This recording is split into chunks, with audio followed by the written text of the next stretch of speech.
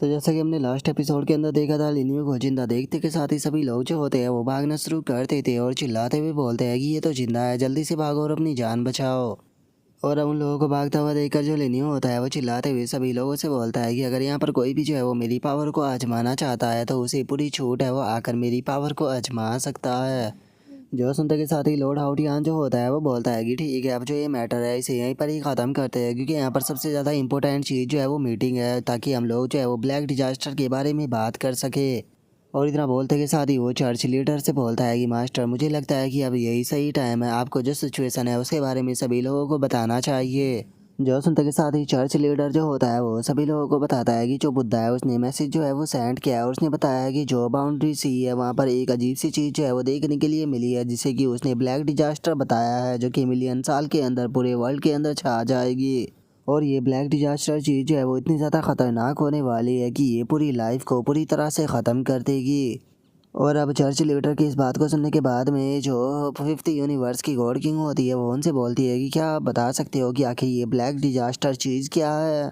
जो सुनते के साथ ही जो चर्च का लीडर होता है वो उन लोगों को बताता है कि अगर ब्लैक डिजास्टर की बात की जाए तो इसका जो ओरिजिन पैलेस है वो यहाँ पर जो यूनिवर्स की बिगिनिंग है उससे जुड़ा हुआ है, और तुम ऐसा कह सकते हो कि ये जो गॉड ऑफ क्रिएशन है उससे रिलेटेड है। लेकिन इसके बारे में इससे ज़्यादा हम लोग भी जो है वो कुछ भी नहीं जानते हैं, इसीलिए हम लोगों ने ये फैसला किया है कि हम सभी जो पावरफुल यूनिवर्स के लोग हैं उन सभी को इकट्ठा करेंगे और जितना ज़्यादा हो सके उसे वहीं पर ही रोकने की कोशिश करेंगे, ताकि जो लाइफ है उसे बचाया जा सके।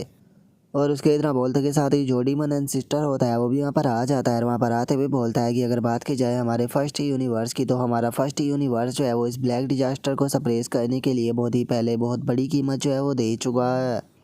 और अब हम लोगों के पास में भी इतनी पावर नहीं है कि हम लोग जो है वो इस चीज़ को सप्रेस कर कर रख सके। केवल एक ही यूनिवर्स जो है वो इस पावर को यहाँ पर सप्रेस कर कर नहीं रख सकता है, हमें सभी यूनिवर्स की जो पावर हो है उसे लगाना होगा इसे सप्रेस करने में। और डीमन एंसेस्टर की इस बात को सुनकर जो फिफ्थ यूनिवर्स की गॉड किंग होती है वो उससे बोलती है कि सारे के सारे यूनिवर्सों की सारी पावर को लगा देना, क्या ये कुछ ज़्यादा ही रिस्की नहीं हो जाएगा। और अब इस बात को सुनते के साथ ही जो चर्च का लीडर होता है वो उनसे बोलता है कि तुम बुद्धा की आंखों में जो सच्चाई है वो देख सकते हो, खुद जो बुद्धा है वो मिलियनों सालों से बाउंड्री सी पर उस चीज़ को सप्रेस कर कर रखे हुए है, यहाँ तक कि अब जो उनकी ट्रू बॉडी है वो वहाँ से वापस भी नहीं आ सकती। और उसके इतना बोलते के साथ ही अब हम एक जगह को देखते हैं जहाँ पर कि काफ़ी सारे लोग जो होते हैं वो मरे हुए पड़े होते हैं, और एक वहाँ पर बाउंड्री सी भी बनी होती है जिसके दूसरी तरफ पूरी तरह से अंधेरा छाया होता है। और अब जो चर्च का लीडर होता है वो उन लोगों को बताता है कि ये वो सिटी है जो कि ओरिजिन लैंड के सबसे ज़्यादा करीब थी, और इसी का काम था उस जगह को गार्ड करना, लेकिन अब ये सिटी जो है वो पूरी तरह से बर्बाद हो चुकी है, वहाँ पर कोई भी ज़िंदा नहीं बचा। इसका अंदाज़ा तुम इसी चीज़ से लगा सकती हो कि हमारे फर्स्ट यूनिवर्स के जो सभी पावरफुल लोग थे उनमें से 90% लोग जो है वो ऑलरेडी मारे जा चुके हैं, और अगर एक बार जो ये बाउंड्री है ये टूट जाती है तो उसके बाद में बाकी के भी सभी मारे जाएंगे। लेकिन मैं तुम लोगों को एक चीज़ जो है वो बता देना चाहता हूँ कि ये पावर का जो ओरिजिन है वो बहुत ही ज़्यादा टेरिफाइंग है, इतना टेरिफाइंग कि हम लोग इमेजिन भी नहीं कर सकते हैं। यहाँ तक कि अगर हम 12 के 12 यूनिवर्स की पावरों को भी लगा दे तो उसके बाद भी इसे सप्रेस करना बहुत ही ज़्यादा कठिन होगा। जो सुनते के साथ ही जो फिफ्थ यूनिवर्स की गॉड किंग होती है वो उनसे बोलती है कि फर्स्ट यूनिवर्स का जो सबसे पावरफुल पर्सन था आखिर वो कहाँ पर है। जो सुनते के साथ ही जो चर्च का लीडर होता है वो उन लोगों को बताता है कि जो हमारे यूनिवर्स का सबसे पावरफुल पर्सन था वो डार्क जोन के अंदर चला गया था फाइट करने के लिए, ताकि वो जो ब्लैक डिजास्टर है उसके ओरिजिन के बारे में बता कर सके। जो सुनते के साथ ही अब जो डीमन एंसेस्टर होता है वो आगे आते हुए बोलता है कि मुझे लगता है कि अभी भी हमारे जो यूनिवर्स है उनके अंदर एंसेस्टर रियलम से ऊपर के भी कल्टीवेटर मौजूद है, तो इसीलिए अब छुपाने का टाइम बिल्कुल भी नहीं है। अब यहाँ पर टाइम आ चुका है कि उन सभी को उठा दिया जाए, क्योंकि जो हमारे 12 के 12 यूनिवर्स है वो बिल्कुल अपनी लिमिट के ऊपर पहुँच चुके हैं। जो सुनते के साथ ही जो फिफ्थ यूनिवर्स की गॉड किंग होती है वो बोलती है कि ठीक है, मैं जैसे ही यहाँ से वापस लौटूंगी तो मैं सीधे जाते के साथ ही जो एंसिस्टर है उन्हें उठा दूंगी। जो सुनते के साथ ही जो लिनियो होता है वो उन लोगों को बताता है कि मेरे पास में एक तरीका है जिससे कि जो डीमन किंग है जिन्हें कि 10th होली लैंड के अंदर सील किया गया है वहाँ से उन्हें रेस्क्यू किया जा सकता है।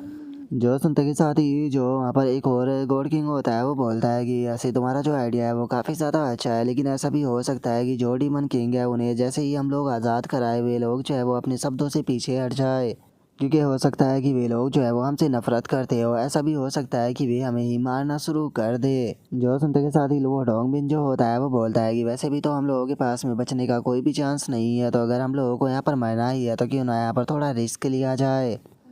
और इतना बोलते के साथ ही जोल वो डोंगबिन होता है वो लिनियो की बात के ऊपर एग्री करते हुए बोलता है कि मैं यहाँ पर इस चीज़ के लिए एग्री हूँ कि जो डीमन किंग है उनकी पावरों का इस्तेमाल किया जाए। जो सुनते के साथ ही वहाँ पर जो बाकी के गॉड किंग होते हैं वो भी इस चीज़ के लिए एग्री करने लगते हैं और एग्री करते हुए बोलते हैं कि हाँ मैं भी इस चीज़ से कोई भी ऑब्जेक्शन नहीं है। जो सुनते के साथ ही जो डीमन एंसिस्टर होता है वो बोलता है कि ठीक है, अगर सभी लोग इस चीज़ के लिए एग्री कर रहे हैं तो चलो फिर इस काम को करते हैं, लेकिन सबसे पहले हमें यहाँ पर वापस जाकर अपने अपने जो एंसिस्टर है उन्हें उठाना होगा, जिसके बाद में हम मीटिंग करेंगे कि आगे क्या करना है।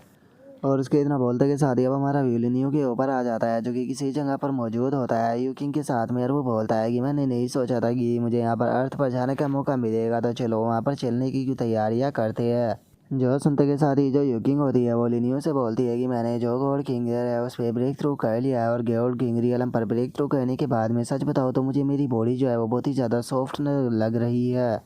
और उसके इतना बोलते के साथ ही जो वो डोंगबिन होता है वहाँ पर आकर जो यूकिंग होती है उसे कॉन्ग्रेचुलेट करते हुए बोलता है कि मुबारक हो, तुमने गॉड किंग रियलम पर ब्रेक थ्रू कर लिया, और लिनियो जो हमारी अमली कोर्ट है उसके पास में अर्थ के बारे में कोई भी यहाँ पर लोकेशन मौजूद नहीं है, तो हमें यहाँ पर थोड़ा टाइम जो है वो लगेगा। और उसके अब इतना बोलते के साथ ही हमारा व्यू जो होता है वो 1 महीने बाद पर आ जाता है, जहाँ पर कि जो लिनियो होता है वो एक अलग गैलेक्सी के अंदर आ चुका होता है। और वहाँ पर आने के बाद में वो बोलता है कि लो फाइनली हम लोग जो है वो इस स्टार गैलेक्सी के अंदर आ गए।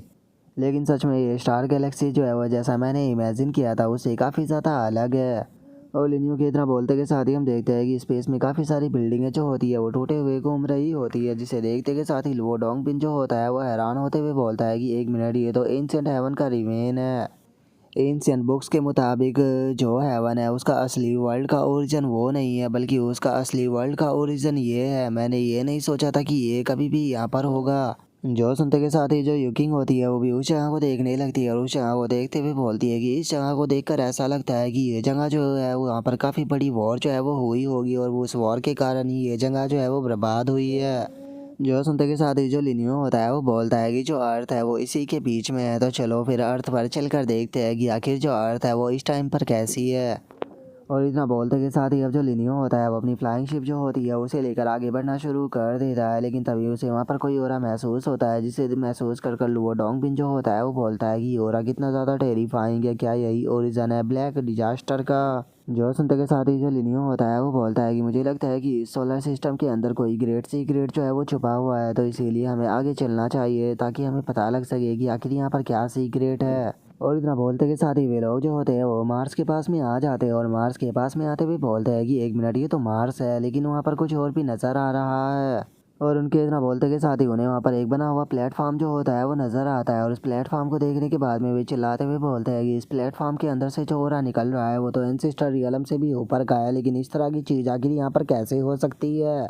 और अब इतना बोलते के साथ ही वे लोग जो होते हैं वो अपनी स्पेसशिप को लेकर जो मार्स होता है उसके ऊपर उतर जाते हैं, और अब मार्स के ऊपर उतरने के बाद में जो लिनियो होता है वो यूकिंग को बताता है कि जो मार्स है उसे एंशियंट टाइम में युंगो कहा जाता था, जिसका मतलब होता था बुरा लक। इसीलिए मुझे लगता है कि जो ये प्लेनेट है इसके साथ में कुछ ना कुछ तो ज़रूर गड़बड़ है। जो सुनते के साथ ही जो यूकिंग होती है वो लिनियो से बोलती है कि इसके अंदर से जो ओरा निकल रहा है वो तो सच में बहुत ही ज़्यादा खतरनाक है। मैं गॉड किंग रियलम पर पहुंच चुकी हूँ, लेकिन उसके बाद भी ये ओरा मुझे बहुत ही ज़्यादा डरा रहा है। ऐसा लग रहा है जैसे कि ये ओरा जो है वो डायरेक्टली मेरी जो सोल है उसके ऊपर डैमेज कर रहा हो।